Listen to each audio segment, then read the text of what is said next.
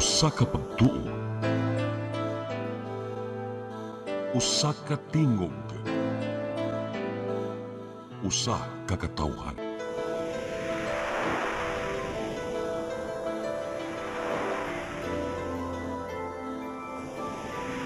Cebu Catholic Television Network.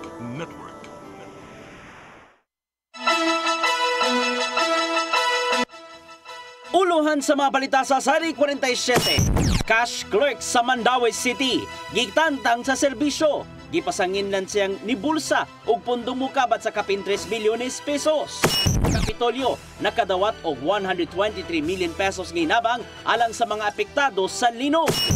Lapu-Lapu City Auditorium nabahaan, maong kansilado ang nakaschedule nga basketball match. Sunog sa managlayong bahin sa Cebu City, nibilin og 1.5 million pesos nga danyos.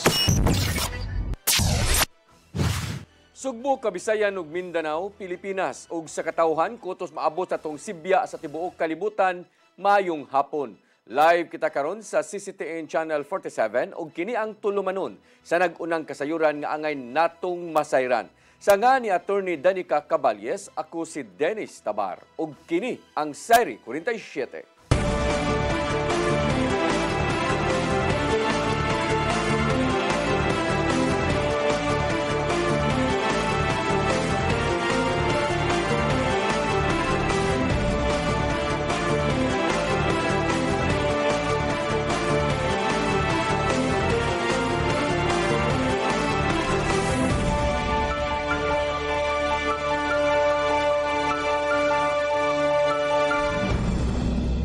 O karon sa kumpletong detalye sa atong mga balita, cash clerk sa City Treasurer's Office sa siyudad sa Mandaue gitangtang sa trabaho. Kini human nga giingong nakadispalko og kapin 3 milyones nga buhis. Ang kasayuran ihatod ni Mary Rose Sagarino. Gitangtang sa trabaho ang usa ka cash clerk sa City Treasurer's Office sa Dakbayan sa Mandaue. Human mapamatud-an nga nakalapas sa grave misconduct, gross neglect of duty, serious dishonesty o conduct prejudicial to the best interest of the service. Ang maong empleyado giingong nakadispalko og 3.3 milyones pesos. Ang kwarta gikan sa bayad sa mga business ug occupational tax ang wala marimit. Nagdumili ang opisyal sa pagpangan sa maong empleyado. Apan matud ni Attorney Gonzalo Saling Maligon ang City Administrator nga sa investigasyon pinaagi sa City Legal Office na tino nga wala niya girimit ang collection ug galausab siya nakapasta og husto nga daily reports of collections ug deposits. And then, ang recommendation sa investigator or investigating team was dismissal. Kay seryoso kay na nga offense. That's dishonesty, gross dishonesty. Unya, imagine ka pila ka buwan ni na tabo sa previous administration. Nasairan nga sa record ni atong Pebrero miaging tuig aduna nay natala nga walay narimit. Ni atong Abril karong tuiga, gimando sa City Treasurer's Office sa empleyado sa pagpasabot sa walay remittance. Sa paglingkod sa katungdanan ni Mayor Tadeo Junki Uano na desisyonan nga ipadayon ang formal nga investigasyon, di na pamatud-an sa mga ebidensya ang iyang pagkadispalko. Ang iyang rason kay dili kuno reliable ang report. Unya defective kuno ang charge, unya nganong siyara ana. So, essentially yung tubag. Gawas sa pagtangtang sa trabaho, ang empleyado nag-atubang og pagkansela sa civil service eligibility, retirement benefits o gididaan nga makatrabaho pagbalik sa gobyerno. Nagplano usab ang syudad nga mopasaka og criminal case batok sa maong empleyado. Imong gilabdan ang pundo sa Treasurer's Office. Di pagid gamay nga amount, dako pagid nga amount, 3 million. This will also serve as a warning and a reminder to everyone who has custody of funds. Di ba? Public service is public trust. Aduna pay dugang ang mga empleyado ang gipaubos karon sa investigasyon. Mary Rose Sagarino, CCTN News.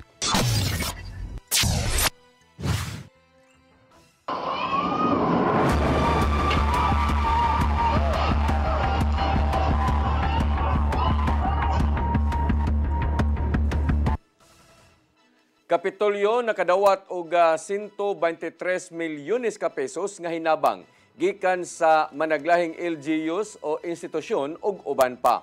Gamiton ang maong nga pundo sa nagpadayong Recovery and Rehabilitation Program ubo sa Task Force Combati Cebu. Ang kasayuran ihatod ni Gian Navarro. As of August 14, nakadawat ang Cebu Provincial Government og 123 million pesos nga cash donations. Isip tabang ngadto sa mga apektado sa magnitude 6.10 nga linog sa Northern Cebu. Gilangkuban kini sa mga donasyon nga nagagikan sa mga institusyon, personalidad, apil na ang ubang mga local government units sa Luzon, Visayas ug Mindanao. Karong adlaw, miapa sa paghatag sa donasyon ang Baguio City Government pinanguluhan ni Mayor Benjamin Magalong. Makadawat ang upat ka mga LGU sa Northern Cebu og tag 500,000 pesos nga magamit sa rebuilding operations. Gitunol usab ni Magalong ang tampo gikan sa Mayors for Good Governance nga 125,000 pesos ngadto kang Gobernador Pamela Baricuatro. So we have 4 municipalities na na-identify namin based doon sa recommendation ng CDRRM ninyo. So tinurn over namin yung donation, and this donation actually was fast-tracked and facilitated by no less than Congressman Councilor Joe Molintas.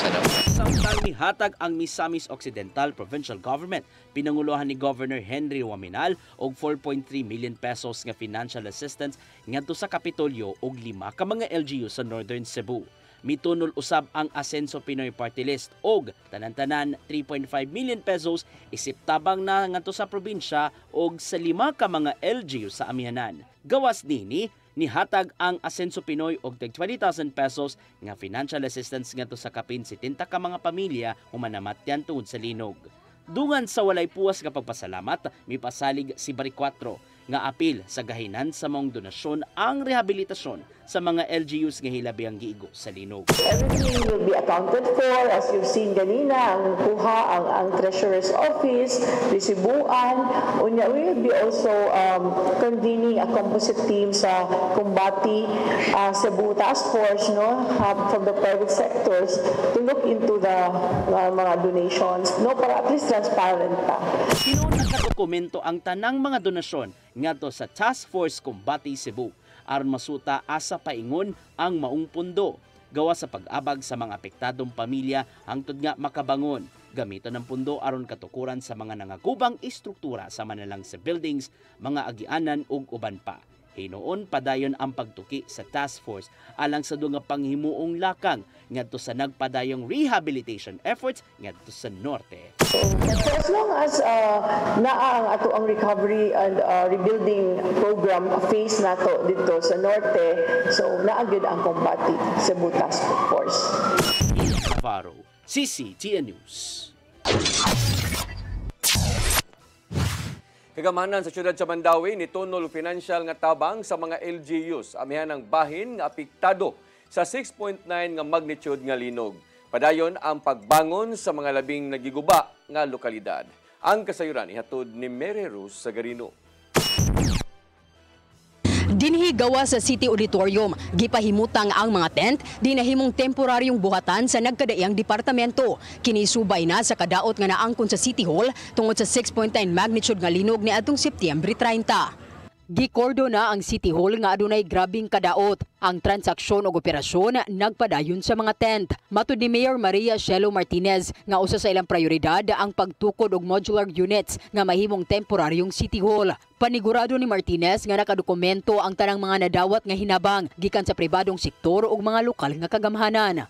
Actually, although Mayor Jonky King with the councilors today, ubay-ubay na ginug napada ang City of Mandawi diri sa Dakbayan sa Pugo. So immediately after the earthquake, they already sent manpower to help us, which was what we really needed at that time. Ang mga inisyal nga tabang nga nadawat, matud ni Martinez nga natugyan ngadto sa mga barangay nga gitahasan usab sa pagtubag sa panginahanglan sa mga residente. Mapasalamaton si Martinez sa mga nihatag og pinansyal nga hinabang. Lakip na ang syudad sa Mandawi pinaagi ni Mayor Tadeo Junque Uwano nga nitunol og 1 ka milyon ka pesos. Pagkakaroon wala gid kay ta mo spend pa no kay nagsige pa matag paningkamot nga makita gid nato unsa gid ang extent no nga sa atong mga dapat buhatonon sa umaagi. So we're really trying to manage no the trust no, the financial trust given to us. Susama sa Bugos City, temporaryo usab nga napahimutang sa gym ang mga buhatan sa munisipyo sa Daan Bantayan. Labing naapektaran usab ang ilang municipal hall. Mapasalamaton ang lungsod sa hinabang nga gitunol sa Mandawi nga usa ka milyon ka pesos. Ako na ning tabang gid para namo. We are truly grateful sa inyong tabang. Lisod ang sitwasyon pero may kamot may nga Matod ni Mayor Arabis nga moabot sa 30,000 ka mga pamilya ang naapektaran sa linog. Gani kagahapon nagpadayon ang pag-apod-apod sa mga trapal sa apektadong residente. Sa kuha na mo sa kanang sa gawas bitaw atop. Kay naaman mi sa gawas ng atog kay kanang kuyawan mi kay ang pikas na mong bongbong na kuan biya to pag linog. Ang Mandawi ni tunol og tag-usa ka milyon ka peso sa 7 ka mga lokalidad nga labing naapektaran sa 6.9 magnitude nga linog sa norte. Ato gining tuyo na cash atong ihatag first with the approval sa atong mga city council kay maski bawo man gyud ang LGU na unsa pay needed pa diri sa ilang syudad. Ang laing 5 ka LGU mawang San Remigio, Midilian, Sugod, Borbon ug Tabugon. Ang ubang opisyales sa syudad ang nitunol sa hinabang sa ubang lokalidad. Mary Rose Sagarino, CCTN News. Moabot sa 200 ka mga pampublikong tunghaan sa mihanang bahin sa Sugbo ang giguba sa magnitude nga 6.9 nga linog. Gibadabana sa Department of Education dinhi sa Region 7 ang maong pagguba ngadto sa dulan 4 bilyones ka pesos. Matod ni DepEd Director Dr. Salustiano Jimenez nga naa sa 500 ka mga classrooms ang dili na magamit sa tanan tungod kay grabe ang iyang mga paggaguba. Apan kinahanglang padayunon ang pagtuon sa mga tinun-an pinaagi sa paggamit og learning modules gumikan sa sitwasyon. Makig-alayon ang DepEd 7 sa Department of Public Works and Highways aron sa katukuran unya sa uban nga mga classrooms gamit ang Quick Response Funds.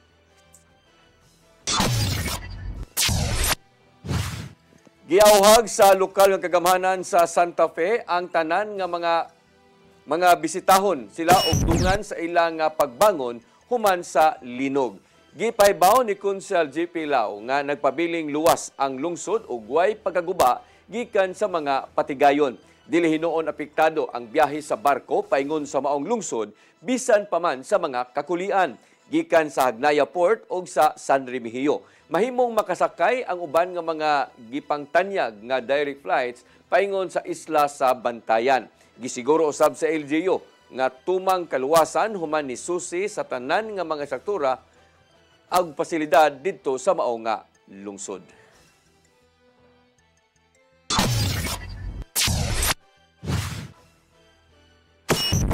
Musunod, Lapu-Lapu City Auditorium, nabahaan, maong kanselado ang basketball match. Kanaguban pa mga balita sa magbalik sa Sayri 47.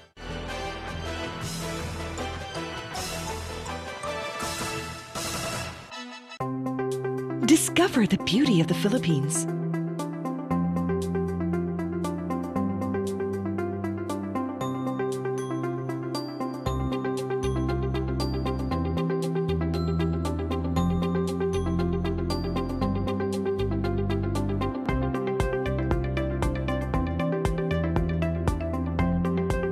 With Philippine Airlines, the country's flag carrier.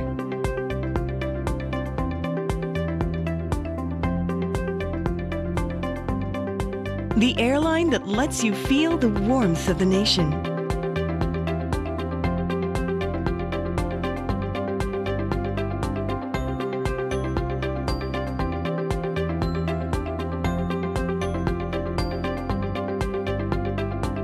Mabuhay!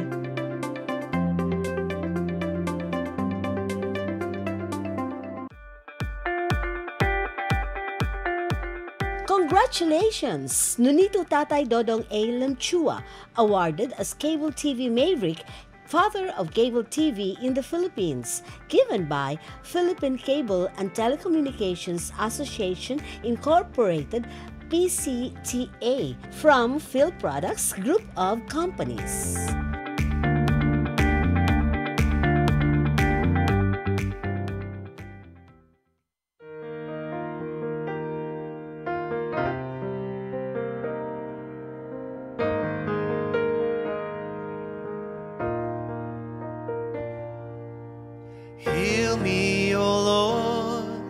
and I will be healed. Save me, and I will be saved. Heal me, O Lord, and I will be healed. For you are the one I praise. You are the one I praise. Sing it with me. Heal me, O Lord, and I will be healed. Save me, and I will be saved. Looking for the best internet deals in Negros Oriental? Phil Products Negros is here to bring you fast, reliable, and affordable internet with plans made just for you. For as low as 899 pesos per month, enjoy speeds of 50 Mbps, perfect for streaming, working, or studying from home. Need more speed? No problem. Get 100 Mbps for just 1,199 pesos. 150 Mbps for only 1,499 pesos, or our fastest plan, 400 Mbps for just 2,399 pesos per month. Plus, you can add over 100 cable TV channels to your internet plan for just an additional 100 pesos per month. That's entertainment and lightning fast internet all in one. Enjoy no installation fees and start today with a 1,000 peso customer deposit. Call us now or visit our website to sign up with the Phil Products Negros. You get internet that's affordable, reliable, and local. Phil Products Negros, bringing you closer, faster. Call us at 0917-631-5240 or visit our website www.philproductsnegros.net or our Facebook page, Phil Products Dumaguete. Subscribe now. I am the God that healeth thee. I am the Lord, your healer. I sent my word and healed your disease. I am the Lord, your healer. I am the God that healeth thee. I am the Lord, your healer. I sent my word and healed your disease. I am the Lord, your healer. I am the God that healeth thee. I am the Lord, your healer. I sent my word and healed your disease. I am the Lord, your healer. I am the God that healeth thee. I am the Lord, your healer.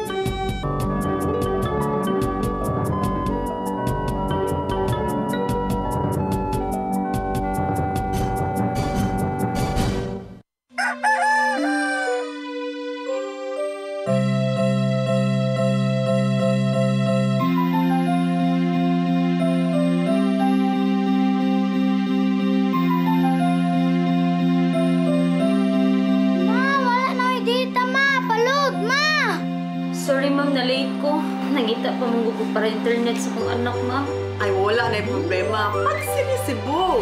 Sinisibo, Sinisibo. For your internet connection. And for the signal of your cable TV. So fast and straight, that transmission to your home. Sinisibo! Sinisibo, Sinisibo. Offers you to have fiber optics. For your viewing experience, perfect and clear, so fine. So great and affordable for you to enjoy. Sinisibo. Sinisibo Television Network Incorporated offers fiber to the home broadband internet bundled with fiber to the home cable TV connection. Sinisibo Television Network Incorporated with its operation in Metro Cebu and the whole province of Cebu soon. And affordable for you to enjoy. Sinisibo!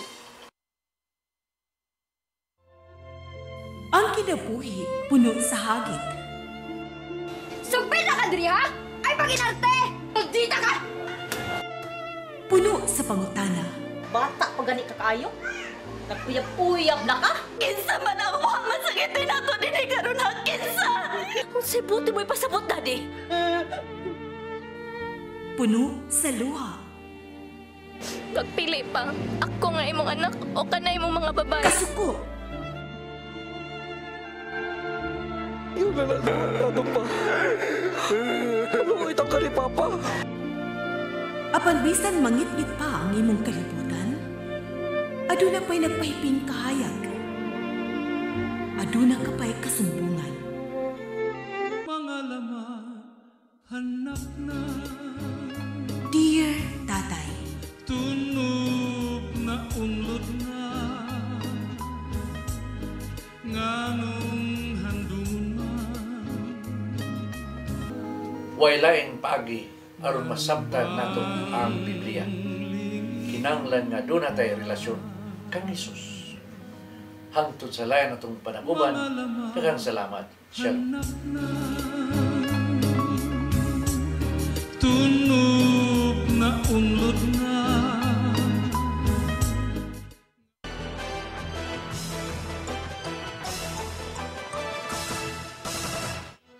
Balik sa atong mga balita, legalidad sa gihimong quarrying operation sa Sapangdako River sa Toledo City.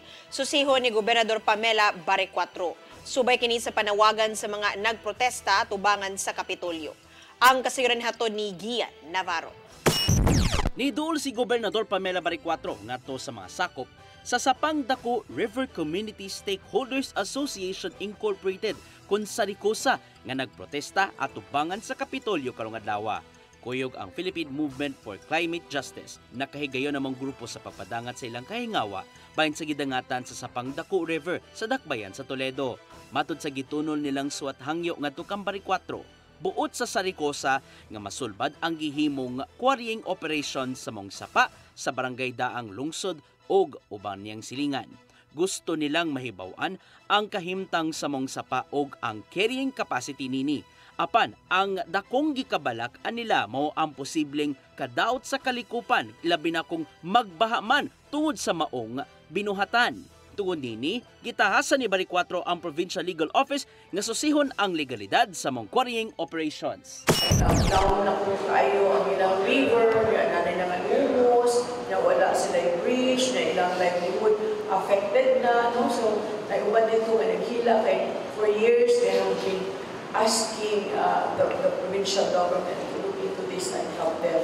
Human gitagad ni Bare 4 ang kahingawa sa mong grupo. Malinaw ninong gitapos ang hamubo nilang rally. Kinibisan pa man og nakaalerto ng daan mga sakop sa Cebu Provincial Police Office aron kalikayan ng posibleng kagubot. Nakahigay nusab sa pagpadangat sa ubang problema ang Women's ug Farmers and Fisher Folks Group nga kuyog sa Philippine Climate Justice Movement.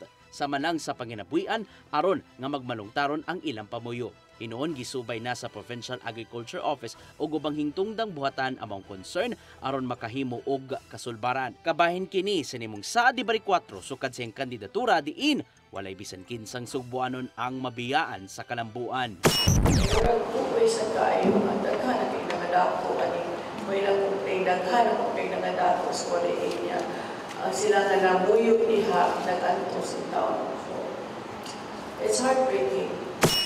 Navarro, CCTN News.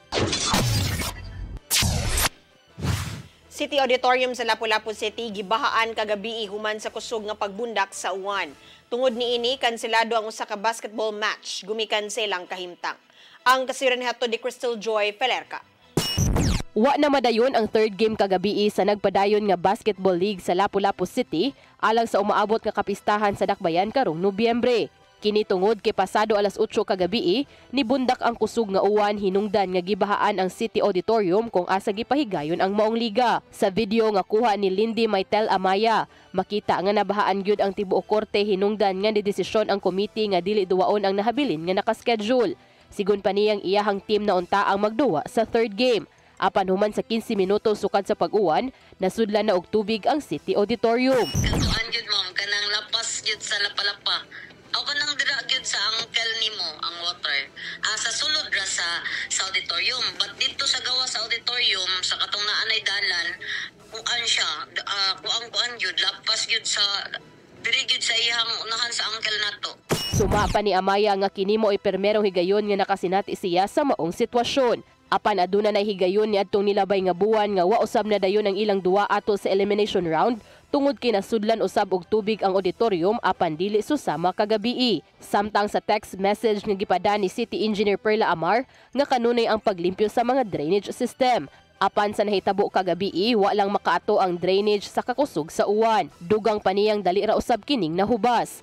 Gibutyag usab niya nga lakip sa ilang plano sunod tuig mao ang pagpalambo sa drainage line sa Dakbayan. Apan sa pagkakaron, hangyo niya sa mga manindahay sa mong dapit nga unta dili ilabay sa mga drainage line ang ilang mga basura.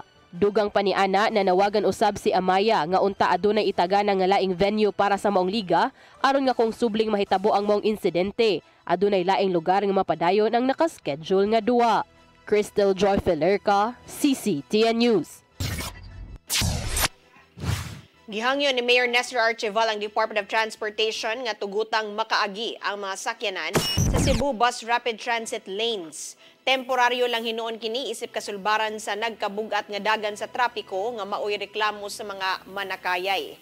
Mato de Archival nga kuwang ang loading zones, ilabi na sa Osmeña Boulevard maong hinay ang dagan sa mga sakyanan. Gisiguro ni Archival nga mahanay ang pagpatuman sa maong proyekto sa dili pay pahigayon ng laing pagtesting karong Nobyembre.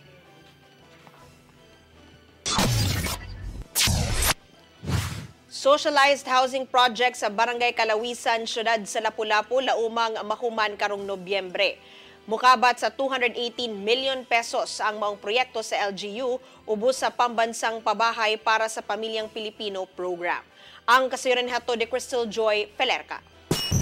Dream come true. Kini ang gisuwat ni Congressman Junard Dahongchan sa paril nga gitaod kaganihang buntag nga mo'y kompleto sa unang 5-story building sa pambansang pabahay para sa Pilipino kon 4PH Socialized Housing Project sa Barangay Kalawisan, Lapu-Lapu City ato sa gipahigayon nga topping off ceremony. Matod sa kongresista nga ang maong proyekto anaa na sa 90% o gitinguha nga mahuman kini karong Nobyembre. Sa pagkakaron, gisugda na ang pagpintal sa mga units. Posibleng sa Enero tuig 2026 na kini ma-turnover ngadto sa mga benepisyaryo. Sumapa ni Congressman Chan nga aduna na sila'y napili nga mga barangay kung asa magikan ang unang makapuyo ni ini.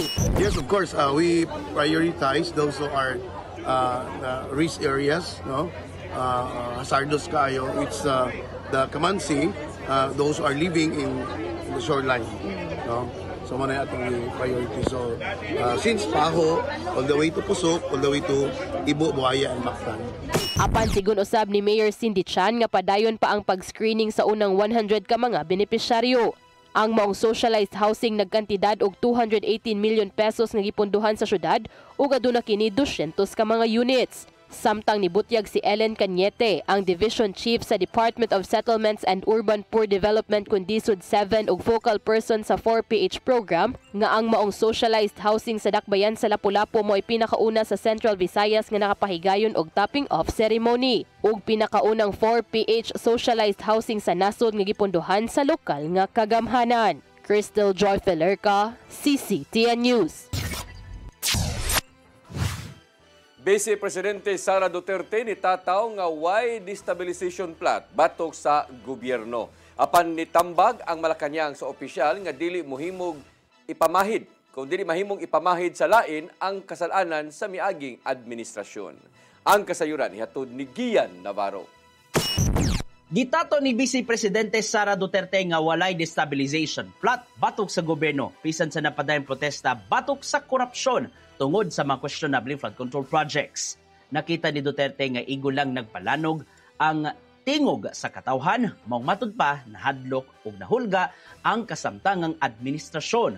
Dugang pa ni Vice Presidente Sara nga nagagikan mismo sa kasamtangang administrasyon ang nito mao nga kahadlok bahin sa gingong destabilisasyon sa gobyerno. Apan usa lang ang naimong pagtataw ni Vice Presidente Duterte, diin wala nagagikan kaniya ang mga pamulong ug panawagan nga pakanaugon si Presidente Ferdinand Bongbong Marcos sa pwesto. Sukwahi kayo sa nimong panawagan sa ilang mga supporters ato sa nanglabay nga mga rally. Tungod dini, gitataw sa Malacañang kawalay igong basihan o walay pulos ang nimong pasiatab gikan ni Duterte. Mato di Palace Press Officer Attorney Claire Castro nga igo lang nakigbatok si Marcos Jr. sa korupsyon kay wala man kininahimo si diyang presidente pa ang amahan ni VP Sara. Dugang pa ni Castro nga wala gisusi ni kanhi Presidente Rodrigo Duterte ang issue sa formally ato sa COVID-19 pandemic sa nasod. Botang nga gisubay na karon sa kasamtangang liderato sa ombudsman. Tambag pa sa tibpamabagikan sa Malacañang ngadto kang VP Sara nga ayaw ipamahid sa lain ang nimong kasalanan ngadto sa nasod. Gian Navarro, CCTN News. Gipakita sa Lapu-Lapu City Fire District ang ilang bagong collapsed structure search and rescue truck ngadto kang Mayor Cindy King Chan. Ang maong kahimanan gikan sa Bureau of Fire National Headquarters nagkantidad og 24.7 million pesos. Aduna nay kapasidad ang BFP Lapu-Lapu nga makapahigayon og retrieval operations sa mga tagas nga building kung adunay linog o sunog. Gigamit ang maong truck ato sa pagresponde sa 6.9 magnitude nga linog sa Bugos City. Mipasalig si Mayor Chan sa kabomberoan nga mutabang siya aron makapangayo og ladder truck gikan sa National Headquarters.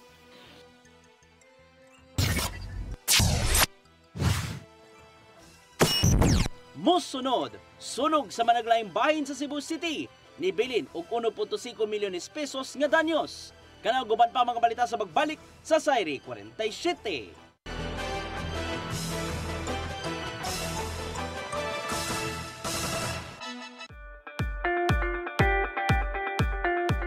Congratulations! Nunito Tatay Dodong A. Lemchua, awarded as Cable TV Maverick, Father of Cable TV in the Philippines, given by Philippine Cable and Telecommunications Association Incorporated, PCTA, from Phil Products Group of Companies.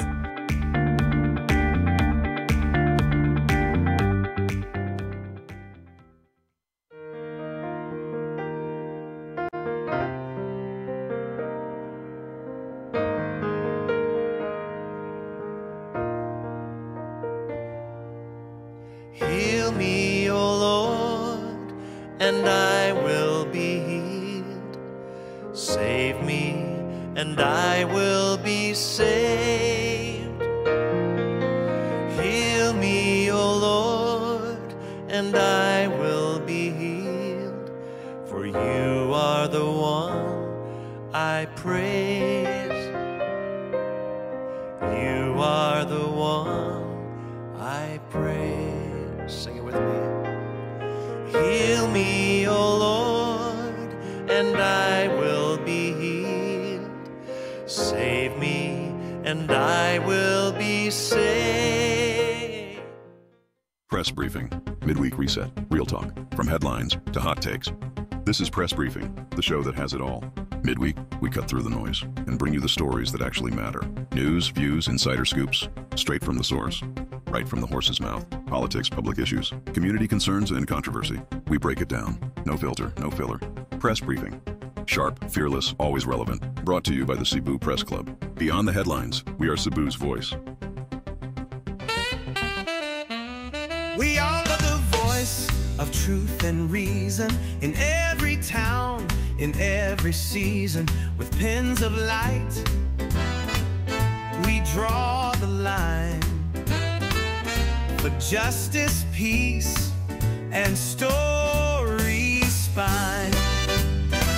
Cebu Press Club, our banner flies beyond the noise, beneath the skies. Integrity, our step for people hand in hand beyond headlines. We proudly stand.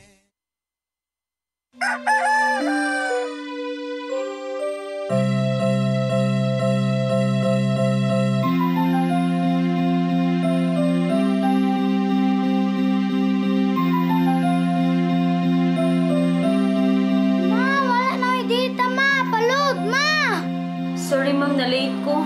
Nangita pa mong gusto para internet sa kong anak, ma'am. Ay, wala na yung problema. Pag Sinisibu! Sinisibu, Sinisibu, for your internet connection And for the signal of your cable TV. so fast and straight, that transmission to your home. Sinisibu! Sinisibu, Sinisibu offers you to have fiber optics For your viewing experience, perfect and clear so far. so great and affordable for you to enjoy. Cine Cebu Television Network Incorporated offers fiber to the home broadband internet bundled with fiber to the home cable TV connection. Cine Cebu Television Network Incorporated with its operation in Metro Cebu and the whole province of Cebu soon. And affordable for you to enjoy. Sinisibu! Your song. Your music. Your listening pleasure. Sing it, Cebu! And if I don't need you, this, my darling, I've been told. Jody was the girl who lived next door. I've known her, I guess, 10 years or more. Saving all my kisses just for you. Yes! You got me jumping like a crazy clown, and I don't feature what you put in town. Since I kiss me, my lips on wine, the things that bothers me is liquor I can find. Hey, hey, set me free. Stupid Cupid, stop picking on me.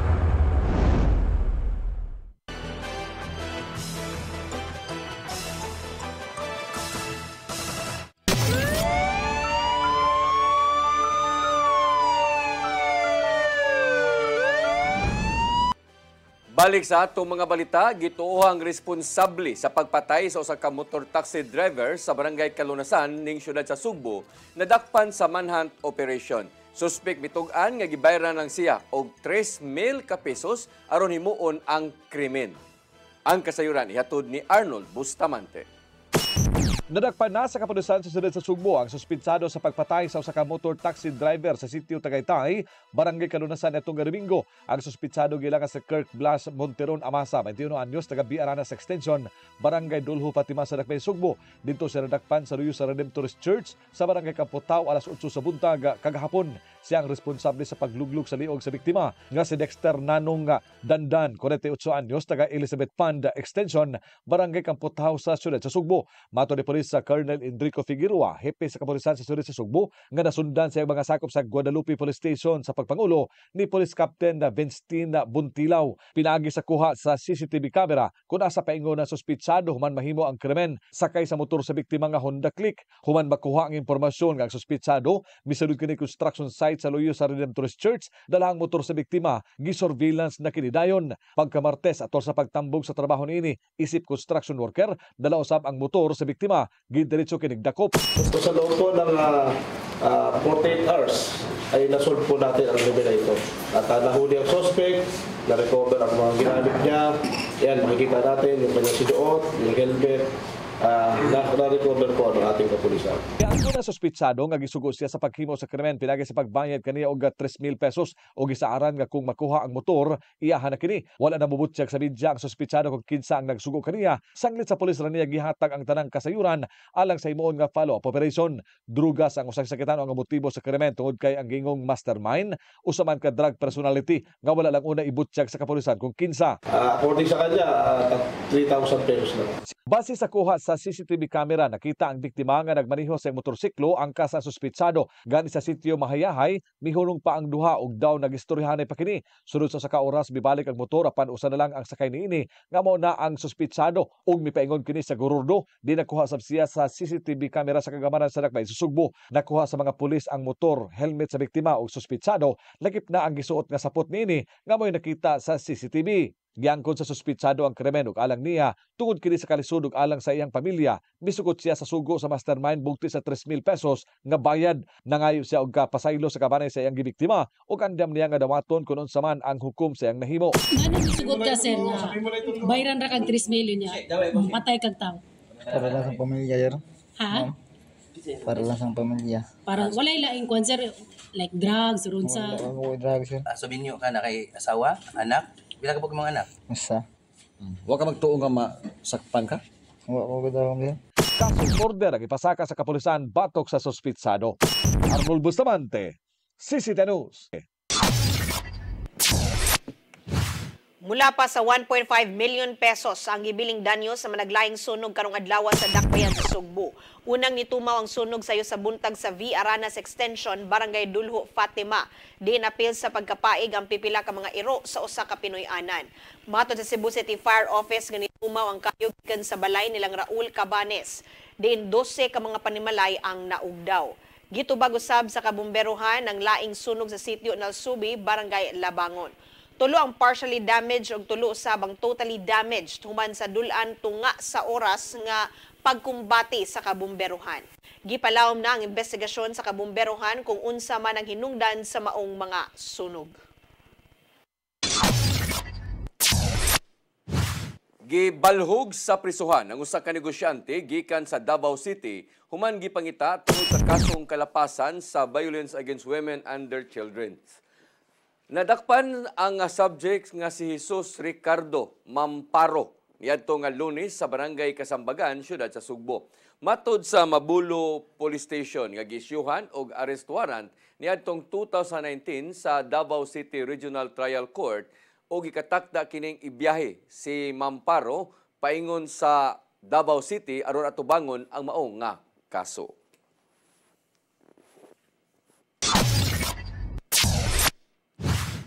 Mo kadto naglangkob sa atong mga balita sa Sayri 47. Ako si Dennis Tabar. Ako si Danica Cabali, sangtod ugma sa inyong paboritong tulumanon. Sayri 47.